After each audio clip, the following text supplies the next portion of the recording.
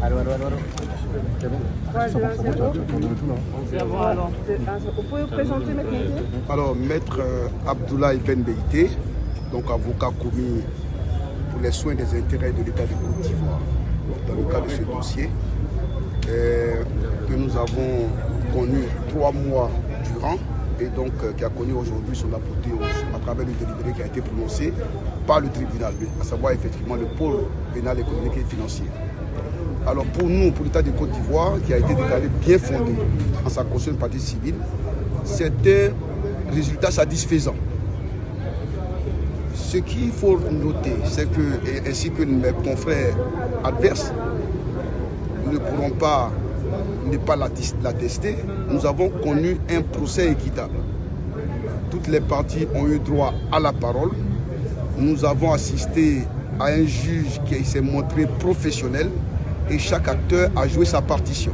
Donc au terme de tout ça, il s'agissait pour nous aujourd'hui de venir à l'écoute du tribunal quant à la décision sanctionnant ce long procès.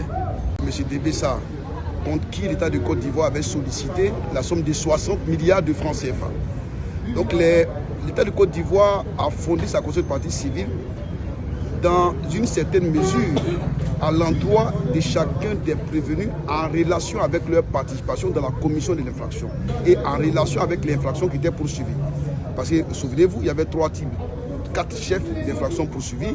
Il y avait le trafic illicite de stupéfiants, il y avait l'association de malfaiteurs, il y avait les coups et blessures volontaires, il y avait également la fraude fiscale. Donc nous avons été déclarés bien fondés, même pour l'État de Côte d'Ivoire, bien fondés dans ces diverses constitutions par des parties civiles.